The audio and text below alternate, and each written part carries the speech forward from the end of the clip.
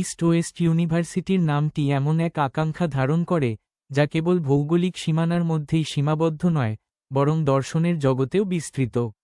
দুটি বুদ্ধিবৃত্তিক ঐতিহ্যের মধ্যে ভারসাম্য বিধানের লক্ষ্যেই এই প্রতিষ্ঠানটি প্রতিষ্ঠিত হয়েছিল, পাশ্চাত্যের কঠোর শৃঙ্খলা এবং প্রাচ্যের গভীর শিকড়বদ্ধতা।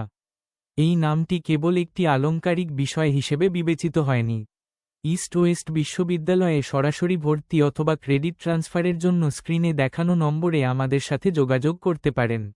ইডব্লিউইউ এর পরিচালনা দর্শনের মূল ভিত্তি সর্বদা ছিল সহজলভ্যতা বা সকলের জন্য উন্মুক্ত থাকা। মধ্যবিত্ত ও নিম্নবিত্ত পরিবারের শিক্ষার্থীরা, যারা প্রায়শই বেসরকারি উচ্চশিক্ষার অত্যধিক ব্যয় কারণে শিক্ষাগ্রহণের সুযোগ থেকে বঞ্চিত হন, এই প্রতিষ্ঠানের প্রাথমিক পরিকল্পনার মূল লক্ষ্যবিন্দু ছিলেন।